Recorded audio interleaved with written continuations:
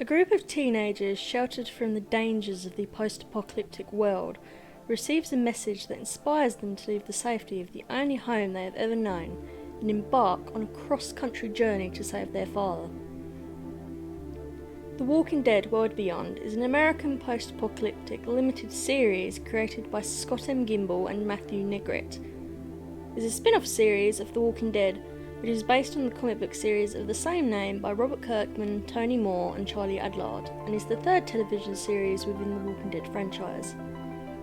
Now bear with me here because I may get some pronunciations wrong, so I apologise for that.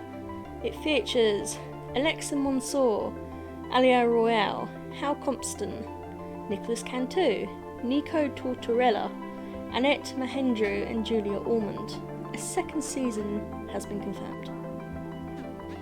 I absolutely adore The Walking Dead. I love the books, comic books, series, games. I even have a little merchandise Walking Dead shop. I've watched the main show more times than I can count, and I also follow and enjoy Fear the Walking Dead. It's probably one of the only shows I actually watch, or try to watch, weekly when it's being aired.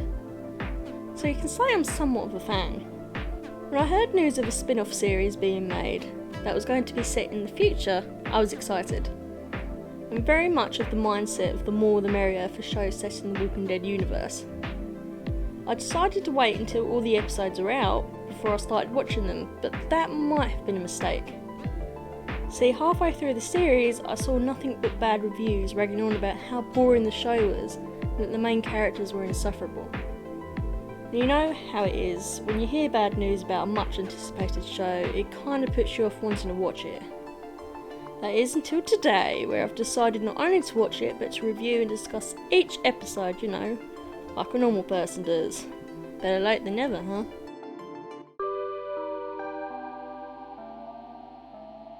Iris welcomes an enigmatic ally to their community, while Hope questions the visitors' motives. A message upends the sisters' worldview, forcing them to decide between the safety of their home and the uncertainty of the world beyond. Pilots can be a tricky thing. They need to give you enough information so you know what's going on and who's who, but also leave you with enough mystery, intrigue and questions to want to carry on watching, while also getting you to feel invested in their characters and the story they want to tell. It can be rather difficult to balance out. A lot of first episodes either fall flat or have some work to do. They're not perfect, but it's good enough to want to carry on. Or the plot's intriguing enough that you want to give the series a chance and carry on into at least the second or third episode. Episode 1 of World Beyond is not like that. 4 minutes into the first episode and my interest was piqued. 8 minutes into it, I was already convinced I was going to be continuing this series, at least into the second episode. By the end of the episode, I was fully invested. At this point in time, I'm fighting with myself to actually write my review, because I just want to jump into the second episode already to see what happens next. Brave is a fantastic and strong opener for the series. It gives you just enough information that you know roughly what's going on and what happened before, even giving us links to The Walking Dead and Fear the Walking Dead without it overshadowing its own plot. But it leaves out enough for you to want to continue the series for answers. We get to know our main characters, their personalities, hopes, traumas and dreams, but without giving too much away. They're realistic without being overly annoying. Throughout the episode, we're given a sense of normality. There's food, jobs, homes, parties, even a school with a student president role. There's little fear and everyone's hopeful for the future. It's very much a bright and happy community. Or at least that's what we're first led to believe. It's really not that long at all until we find out that things aren't quite as they seem. There's something ominous underneath the surface of this normal town that not even the cheerful music can cover up. Little by little, we witness glimpses of the world outside and something more sinister. But only ever enough to cause suspicion. What's hiding behind the cracks? That's what our characters are going to find out. Don't be fooled, although this is set in a future where people have gotten used to living with the dead, or as much as they can anyway, this is very much a Walking Dead show. Despite the pretty buildings, living teenagers and bubbly soundtrack, there's still more than enough going on for you to know that it's still in the same universe as the other shows. Despite the name change, instead of walkers they call them empties now, the walkers are still trying to claw their way in, along with the elements of horror and suspense. As mentioned before, I was left feeling invested by the time the episode ended.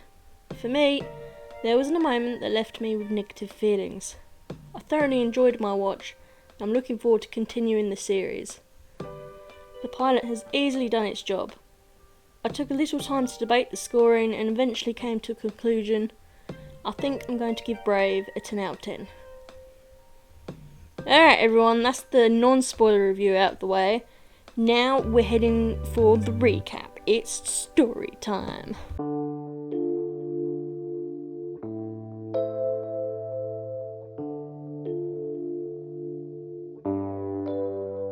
The series is kicked off with a rather ominous looking nightmare sequence.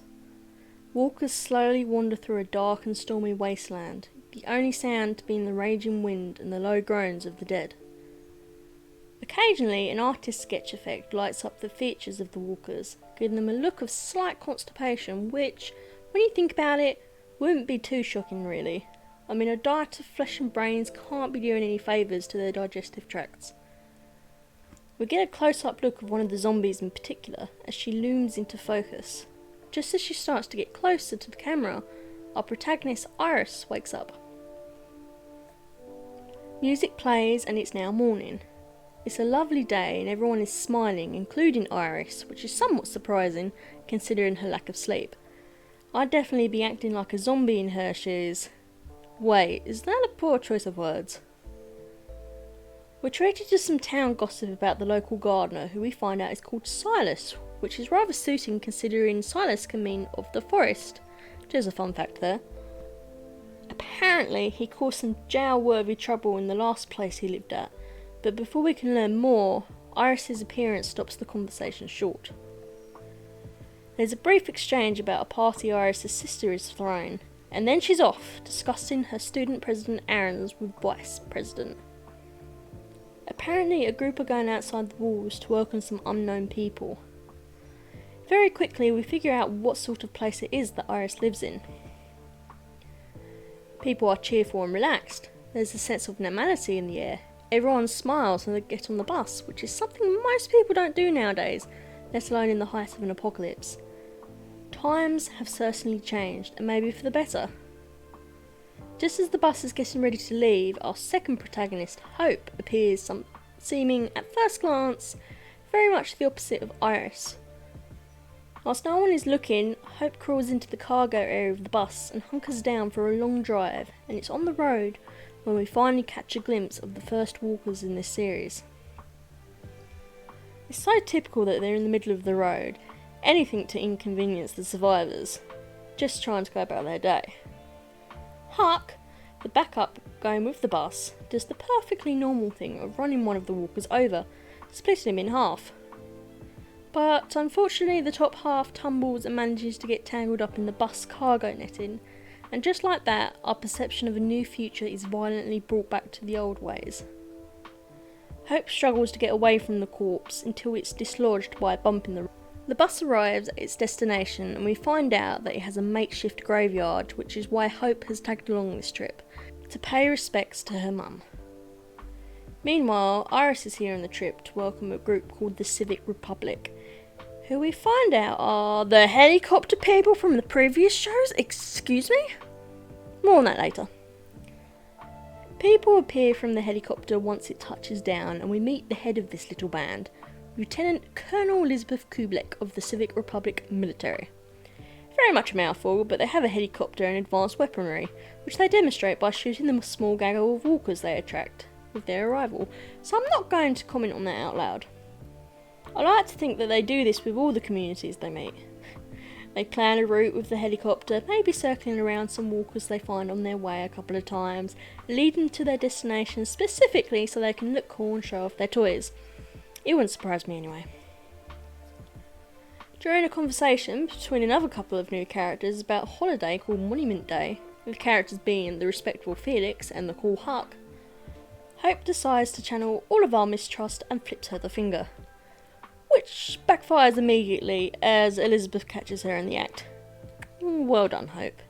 You had one job. Hope manages to slink away as Elizabeth's attention is drawn to Iris's small group and her sign, the Civic Republic Us.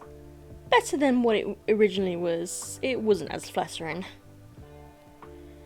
The exchange eventually ends and everyone goes back to the campus. From all of this, we learn a few things. 1. No one knows where the CRM is located. The second, Huck has some cool sunglasses that really reminds me of Tara from The Walking Dead. I'm joking. Sort of. The second is we find out there are actually 3 known communities, Omaha, Portland, and the CRM, that together form the United 3. And, through an exchange between Silas and Hope, after Silas witnesses Hope sneaking out of the bus and she bribes him with a party invite, we find out that Hope is actually Iris' sister. Later in the evening, Hope comes home to find that Iris has made dinner. At first everything seems to be fine and Hope thinks she's gotten away scot-free. But then Iris slams her vandalised poster onto the table, smiling ever so sweetly. "I'm good," she says, but we all know that she's probably poisoned Hope's food. No one messes with this student president. We then get a somewhat heated exchange, at least from Hope's end, about the CRM, during which we learn that their dad left to help the CRM search for a possible cure for the virus, and they haven't heard from him for a while now. Because of this, Iris decided not to pursue art and instead started working towards becoming like her father, and is currently working on a speech, while Hope was left with a strong hatred and distrust of the CRM. Dinner is finished and the pair go to bed. During her slumber, Iris once again dreams of the walkers in the wasteland. She wakes up suddenly and, being unable to go back to sleep, she gets up and continues trying to work through her writer's block. We say that it's called Monument Day, because we are all monuments of our past. We survived and the rest didn't. We found safety and the rest didn't. We live for the rest who didn't. Iris and Hope's mum died 10 years ago, the day the dead started to rise. Or as they call it, the night the sky fell. Iris still remembers that day, when Iris and their dad were separated by a wall of flames from Hope and their mum. Now her dad is in an unknown location, with the only means of communication being through an old fax machine in his office, which carries a lot of risk for both parties involved. But despite all this, Iris still holds her head up high, determined to do good for everyone and make sure that the rebuilding of civilization and the dream of a normal life succeeds. That is, if Hope can go 5 seconds without getting herself into trouble. Yep, that's right, Hope has been arrested for making and hiding a stash of alcohol. Now, originally I assumed it was your typical teenage bottle of cheap vodka or something along those lines. But oh my goodness, this girl doesn't just have a stash, she has the whole off-licence. No wonder her parties are always a huge hit. And she even has the nerve to say it was only a little bit of alcohol, whilst being locked in a cell. Honestly, if she stuck with brewing drinks, she'd be a huge hit in the community. Definitely a good job to have in an apocalypse. Felix is the arresting officer, who knows about the cabinet and is concerned that they haven't heard from Hope's father for months. It isn't normal. On top of that, Felix was charged with looking over both the girls, and he is less than impressed with Hope's current behaviour. As the guardian of both Iris and Hope, Felix really hoped, get it, hoped, okay, moving on, that she would start turning her life around instead of continuing down the path of teenage rebellion and troublemaking. Why are you acting like you are when you have what you have? Before Hope can answer, Iris comes to the rescue and manages to use her power of persuasions to get her released. Lecture averted for now. Or at least that's what they want you to think. Hope runs from one lecture only to land herself into another. As Iris and Hope are leaving the jail, they both walk into Elizabeth. Hope wants to make a break for it, but Iris is over the moon to talk to her. And in actual fact, Elizabeth wants to talk to them too. She recognises them, remembering that their dad is working for them. In fact, it turns out to be a bigger deal than just their father leaving. This is the first time the CRM has allowed someone to work within their spaces. It's actually quite an honour, but Hope is having none of it. After telling Elizabeth where to shove it, she storms off and Iris runs after her, fuming. During their heated exchange, we flash to the cabinet room. A message is coming through. After a tense few seconds, the paper pops up. My safety not assured. The next scene. A hallway filled with gates that block doorways to prevent walkers from getting out and attacking people. Iris is here to visit her terminally ill therapist. It's here we get a huge amount of information about Iris and Hope's past during their session, much to Iris's reluctance. 10 years ago, we witnessed the Bennett family running through the streets, past chunks of plane wreckage, fire, debris and panicking people, to try and find refuge at the campus. The clan come across an injured pregnant lady who is trapped by building wreckage. She's hard to get to, so Leo, the girl's dad, promises that they'll find the expecting mother, but they lose her in the swelling crowd. A few seconds later, a plane crashes near them. Iris pauses as she retells the story to Dr. K, but we find out that this isn't what killed her mum.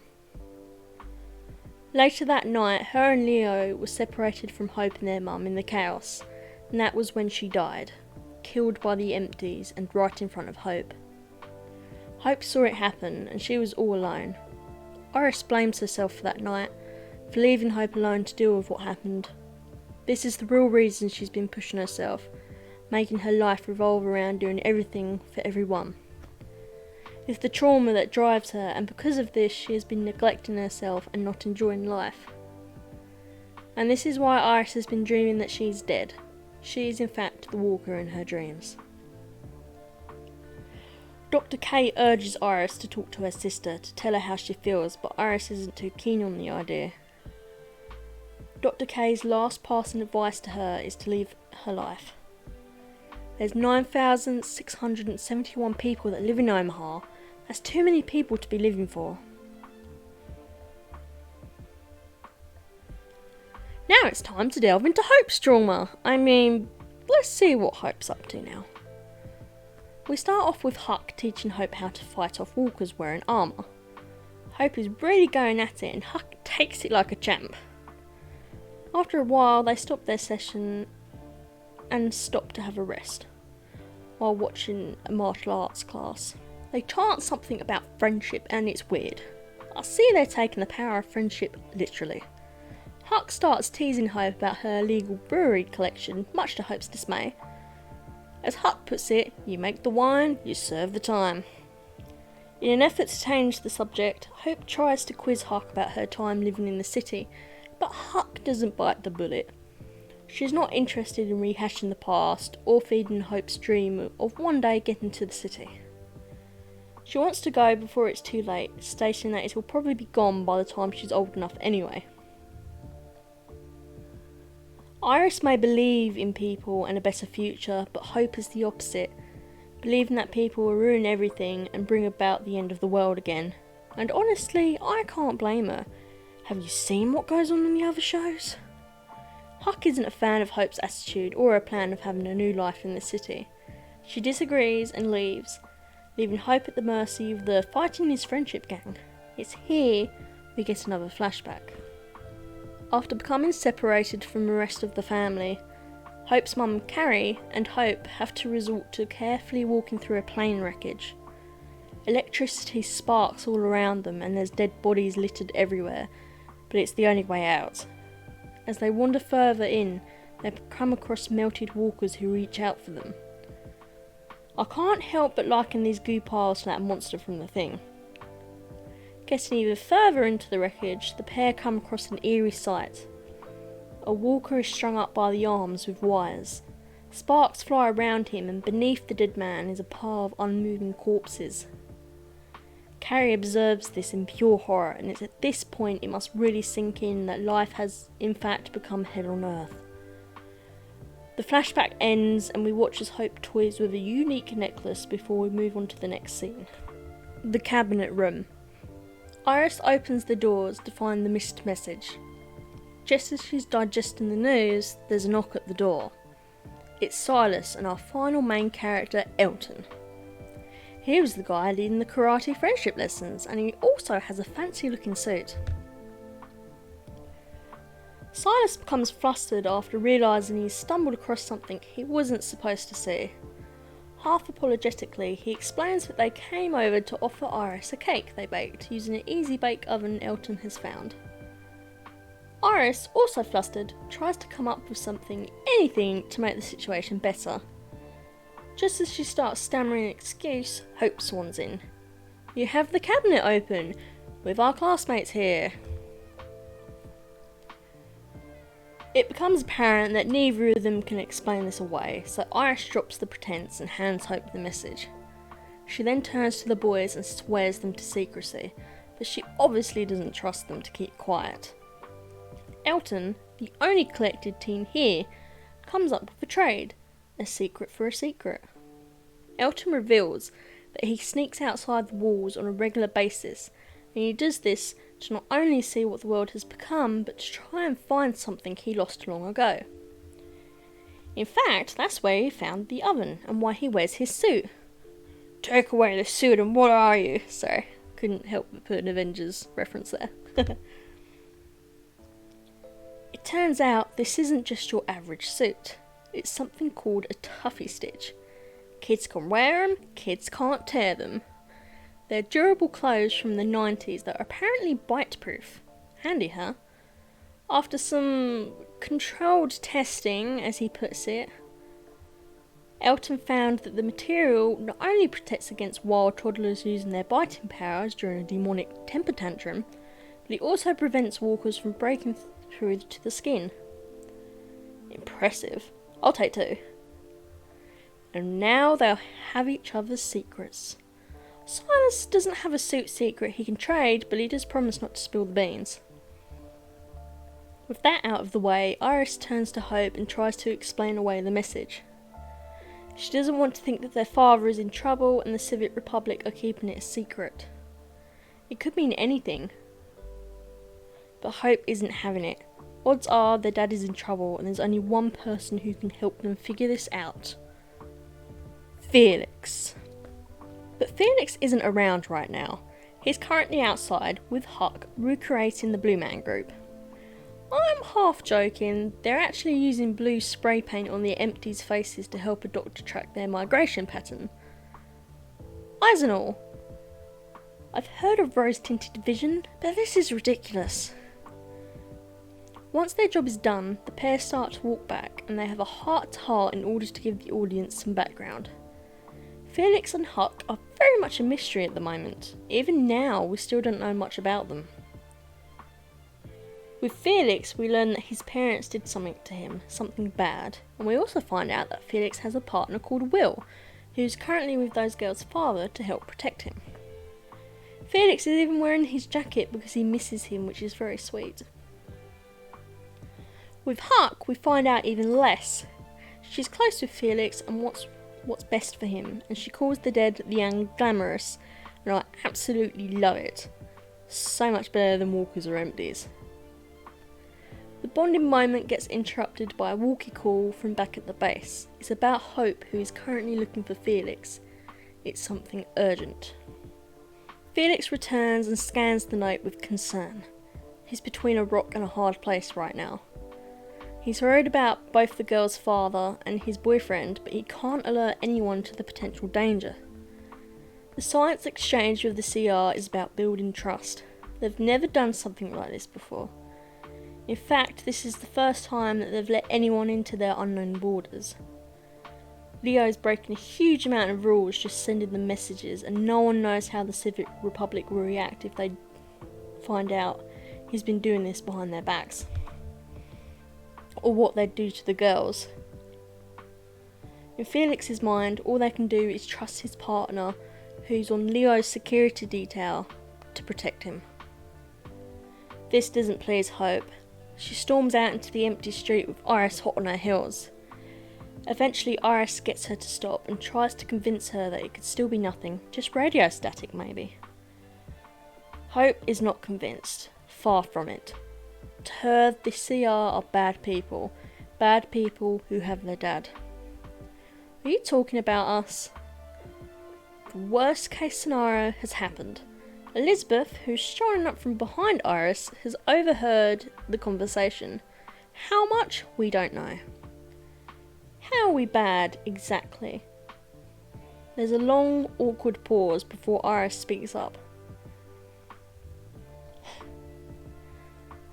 You don't let anyone in or out. You won't let people communicate with our people, or vice versa.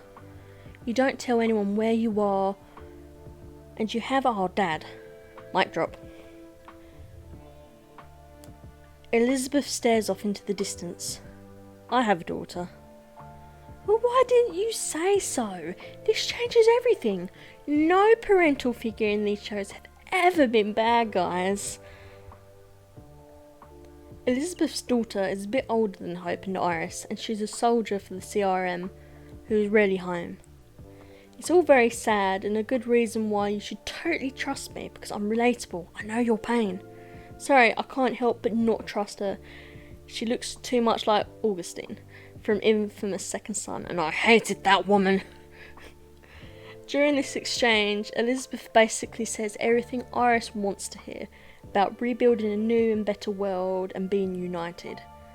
Neither girls look convinced, and Elizabeth can see that. I'm going to tell you something so you can trust me. Something that will make me need to trust you. Elizabeth reaches into her jacket and, instead of pulling out a gun, because you just know she has at least 7 concealed weapons on her person, she pulls out a map. A map that not only contains incriminating CRM coding that can land Elizabeth in jail for many years if anyone finds out, but it also shows roughly the area in which Leo is located. A teaching facility somewhere in New York State. As if this isn't enough of a bombshell, Elizabeth decides to reveal one more secret. She is slightly drunk after being gifted Hope's booze stash. More so on champagne if anything else. I'm even more impressed that Hope was able to make champagne. She should really consider getting into the brewery business. Once she's left, for some reason Hope decides to make me cringe with her poor British accent, and the pair skip off to their father's office to raid it for brandy, of course. As they leave, we flash to Felix, who witnessed all of this in the stalker bush. Kids, am I right? I know, Felix wasn't actually being weird, but it just looks so funny seeing him smiling in the bushes and no one knows he's there. It's just so weird. Iris dreams of being empty again, only this time she wakes up in the daylight. After a long night of drinking brandy, Hope is worse for wear, but Iris is her usual self. To be young and not to get hangovers. Iris checks the cabinet to find another message, a worrying one. It's gone bad, keeping my head down. I'll find help. Don't tell the council, don't tell Felix. I love you girls. It finally sinks in just how bad the situation is, and there's nothing they can do about it, apart from carrying on and hoping for the best. Iris can't think about this for too long though, as she's due to give her speech in an hour. To help clear her head, Iris decides to visit her therapist. With her speech in hand, Iris knocks on the door. No answer. She knocks again. Dr. K? Nothing. Iris opens the door, and the sight that meets her gaze shocks her. The place is trashed. Iris looks away for a second, and Dr. K appears and grabs her. Only she's not Dr. Diane Crook anymore. She's turned. The force of the grab knocks Iris's head against the gate, splitting her head, but she manages to break free from the walker's grasp. She sits down on the floor and stares at her former friend. It's here she stays as the hazard team eventually comes and takes the body away. This is sad and all, but it's time to move on because it's speech day. Elizabeth starts first. She thanks the campus colony for lending them Dr. Leo Bennett. It's very handy this place has so many doctors. And she doubles down on the idea that they're a united force, filled with trust for one another. The crowd eats it all up. It's at this stage that Elizabeth welcomes Iris to the podium. After a couple of awkward seconds, Iris begins her speech. I have these dreams that I'm dead. At long last, Iris finally puts her honest thoughts on the table. She wants to live in the now, and in order to do that, she must first start with telling the truth. And the truth is, she does not trust the CRM, and she will not rest until she gets to the truth. Not just for her, but for everyone. Elizabeth looks like she's considering releasing the hounds, but Iris looks lighter, unchained, and she uses this newfound freedom to hatch a plan, rescue their dad. But surprisingly, Hope is reluctant, scared even. Iris uses this opportunity to be honest with Hope about the night their mum died, about how she froze up and feels responsible for leaving Hope alone. But no more. Today is time to be braver. Iris, I'm glad you didn't see it. Flashback time. Carrie and Hope run out of the plane wreckage through the fire and flames. An explosion knocks them off their feet, but both are unharmed. Young Hope spots a truck and the pair make a run for it, only to be stopped by a figure with a gun. It's the pregnant woman they tried to help earlier that night. The lady tells them to stay back, that she's going to take this truck and find her family. Carrie tries to reason and plead with her, but to no avail. A desperate Hope lunges forward, begging for help. Carrie screams, but it's too late. A shot rings out. Carrie falls to the floor. Hope is distraught and there's nothing she can do. She watches her mother die. Horrified by her actions, the lady drops the gun. Hope looks up and her hysterics is replaced by rage. She slowly picks up the gun, aims at the pregnant woman and fires. The lady falls to the ground and dies. Hope walks over to her lifeless corpse and picks up a necklace that had been in her hand.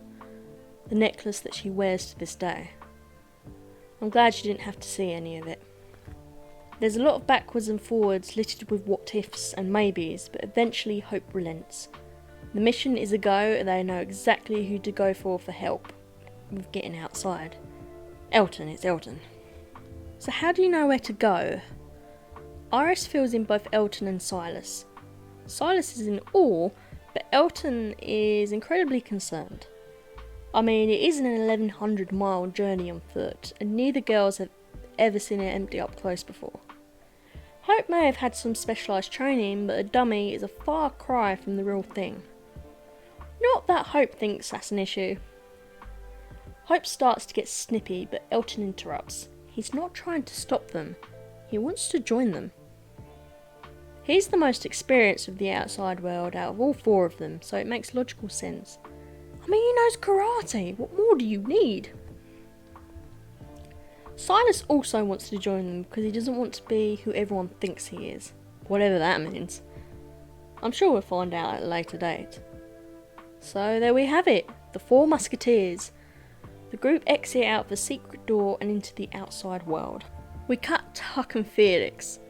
Silas has been reported missing by his uncle, Elton by the independent dorm, and Felix has found the birthday card from the girls who are missing, along with his and Will's jackets, and his weapon, and his food. I guess that's Felix's happy birthday from Hope. Huck blames herself, thinking Hope is on her way to the city, but Felix knows where the group are actually going. The pair leave the campus and try and catch up with the kids. Meanwhile, the group have been travelling on foot, and they have stumbled across a wreckage. The same wreckage from 10 years ago. As they go down the road, Silas trips across something on the floor. Both boys investigate and find a Triceratops horn? A horn that actually belongs to Elton? Apparently, this is the thing that Elton's been looking for all this time, and I have so many questions. So many questions. The horn was supposed to be a present for Elton's unborn sister. But on the night things went bad, Elton's pregnant mother went missing, never to be seen again. Elton stays behind for a second as the group continues on to put the horn in his bag. In the process, he pulls out a photograph of his mum, revealing that she was the pregnant lady Hope shot for killing her mum 10 years ago. Oh gosh, the suspense. Elton smiles, puts the photo away and joins his friends. Later on, he crafts a weapon for Iris because we all know that the Walking Dead main characters have to have a unique weapon. And honestly, this one takes the cake, because Iris's weapon is the Triceratops horn attached to a pole. Yeah, that's definitely going to tick the unique boxes. The group moves on to get ahead of Felix, and it's here that they come across their first empty. The group look visibly nervous, all apart from Elton, who's actually squaring up to the zombies. He's actually prepared to karate this zombie. I love it. Iris decides that she should be the one to kill it, seeing as it was her idea to go outside. She walks towards it and the screen goes black. You thought that was the end? Think again. Things are about to be amped up even further. Next scene. Bodies litter the ground as smoke wafts around them. Gunfire sounds in the background along with the groans of the dead. The camera pans out to reveal the remains of Campus Colony, filled with corpses and CRM. The wall is destroyed and the banners are in burnt tatters. Not all of the bodies are walkers. Elizabeth walks amongst the carnage. She comes across a blue painted walker and borrows a weapon from a close soldier to kill it.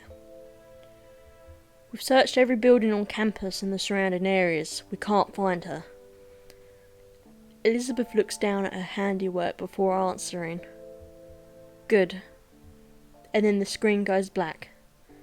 The beginning of the end.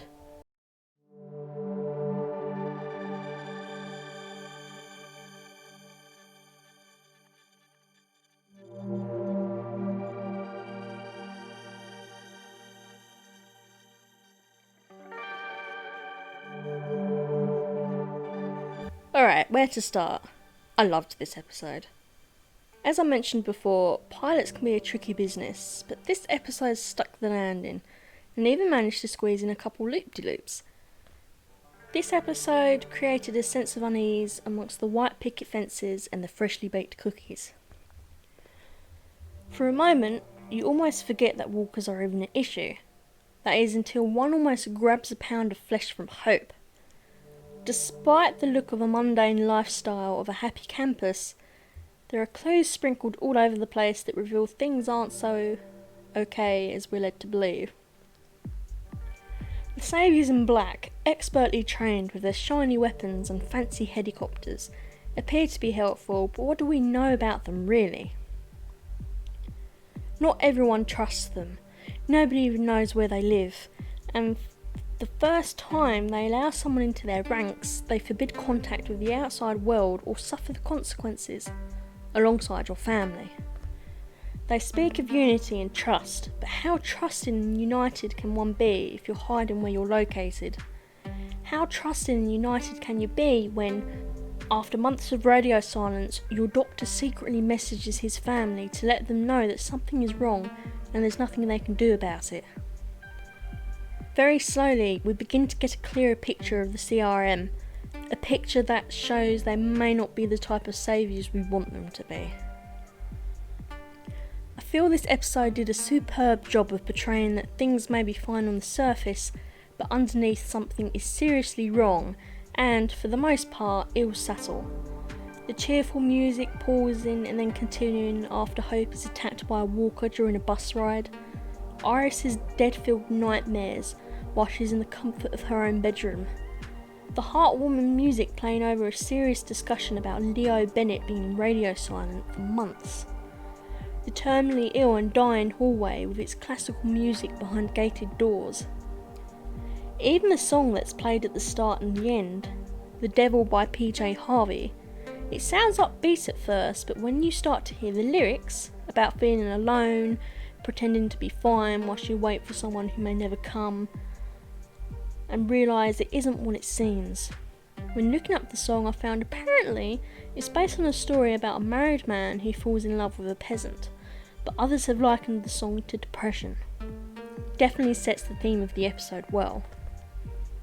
The scenes were just well done in general, and there seemed to be a lot of attention to detail. I enjoyed seeing how decorative the areas in the campus are, from fairy lights, posters and balloons in bedrooms, to china plates and teapots in kitchens. It really sells that feeling of normality that the colony has been so desperately trying to build. And let's talk about those flashback scenes. Oh, they were unnerving. Of course we, the audience, have seen walkers before, but this was like experiencing them for the first time again. You could feel the horror and helplessness radiating from the screen. We didn't see an awful lot of zombies, but the ones we did see really hammered home the fact that they were inhuman. Like the melted zombies in the plane wreckage, unable to move its body due to it being a blob, but still reaching out for hope and carry with its one good arm. And the zombies strung up by wires, hovering above a pile of rotting corpses as sparks fly around behind him. They may used to be living, breathing people, but they clearly aren't anymore, and you can feel the terror from the characters as they quickly come to that same conclusion. If you can't tell, I was seriously impressed with those flashbacks, and I hope there's more in the future episodes. Something else that was nice to see was the episode exploring how the apocalypse affects the teens who grew up in it. Sure, we've had glimpses of it in the past with previous The Walking Dead shows. Nick in Fear the Walking Dead, Carl during the earlier seasons, Lizzie in Season 4, Lydia. But oftentimes they were quickly resolved, or the storyline was dealt with, or there are other more prominent issues that are being worked on. In World Beyond, it's different. Iris and Hope saw the end of the world and witnessed how ugly it all got in just a few hours. And then afterwards they lived safely behind walls, never to be bothered by the outside again, or as far as we know right now anyway.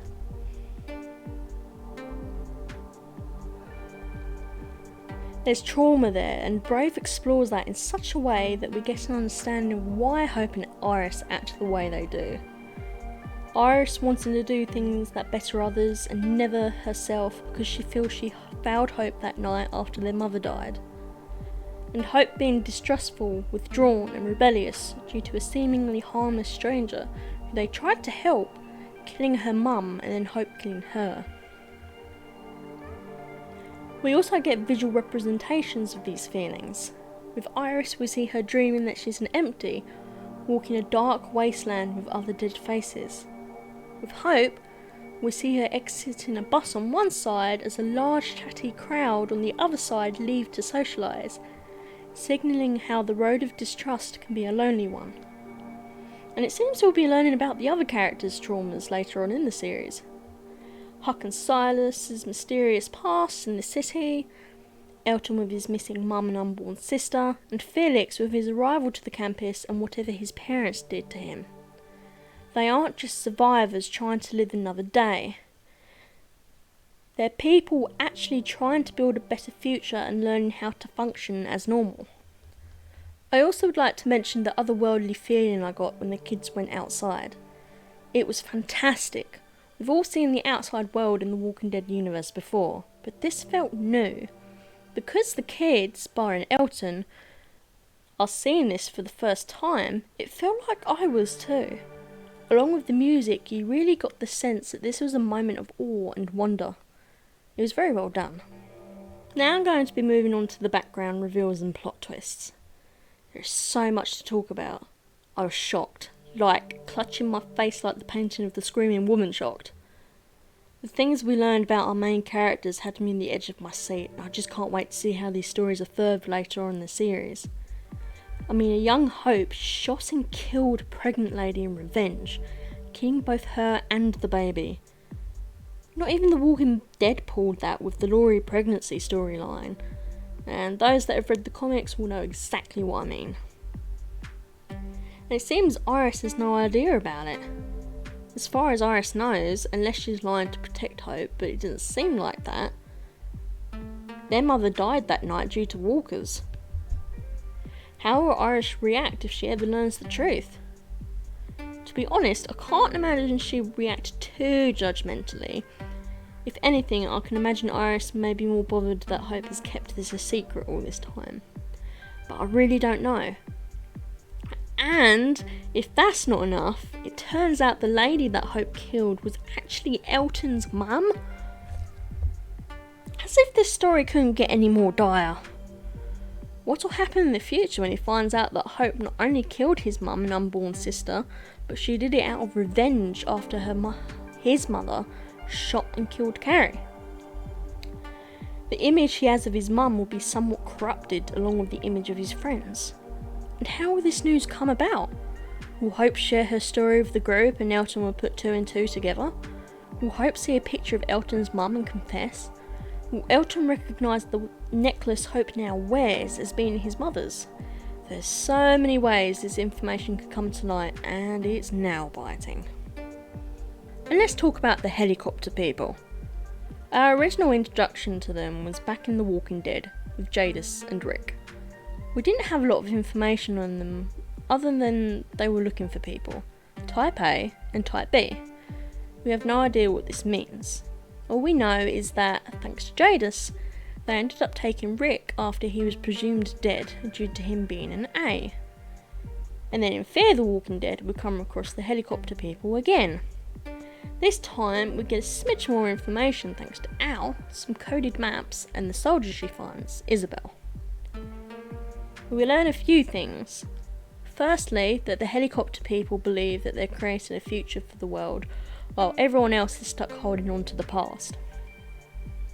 Secondly, we learn that it's standard procedure to execute innocent civilians that know too much, as Isabel was supposed to do with Al, but didn't.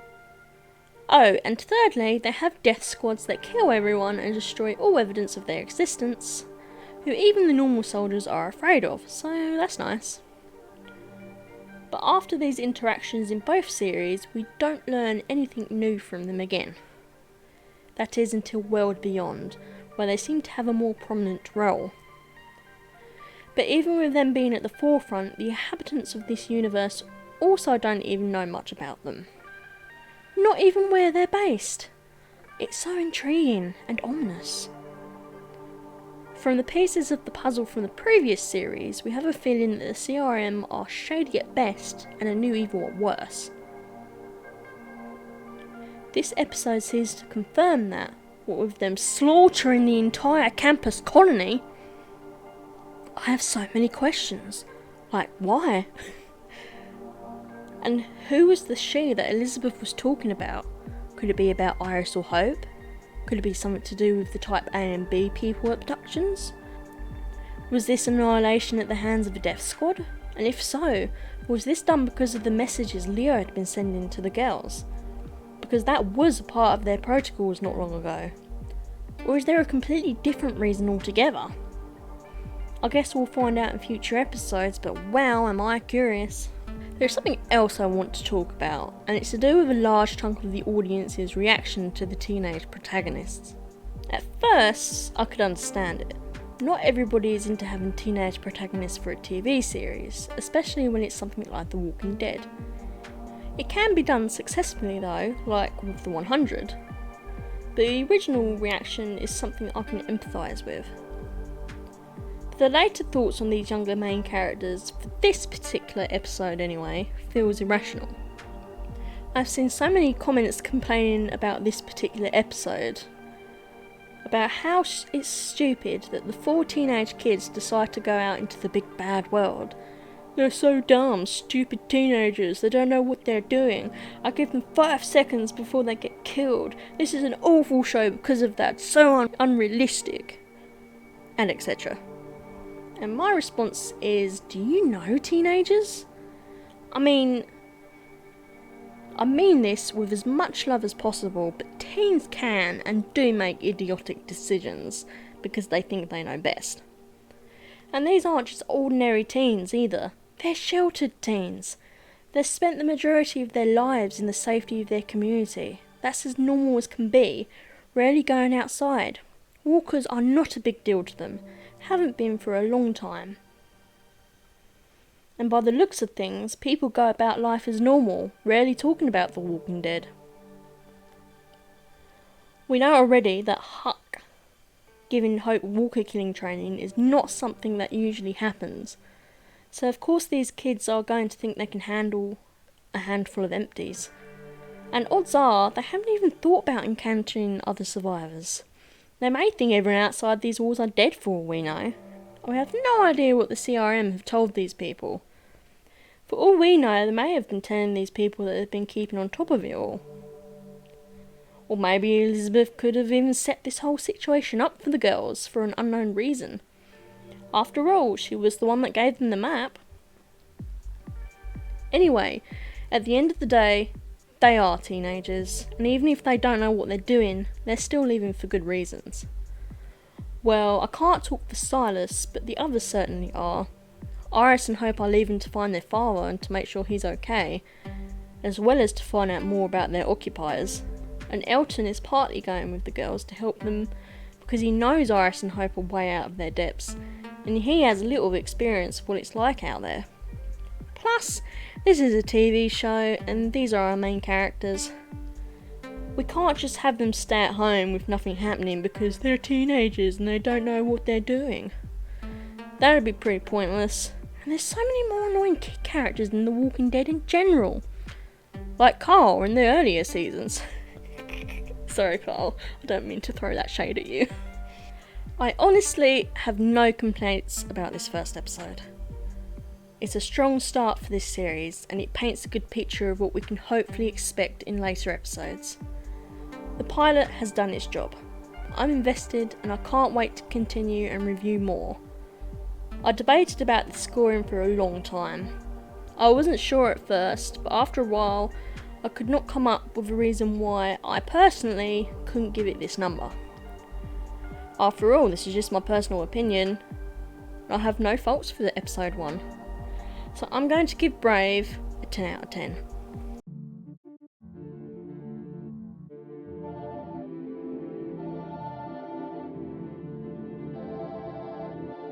Whew, that was a ride. I'm planning on reviewing all 10 episodes of The Walking Dead World Beyond. I'm looking forward to it. And we'll see if it carries on being as strong as the first episode. Thank you for watching this video and I hope you enjoyed. Do you agree with my scoring? What do you think of the first episode? And how did Hope make that champagne?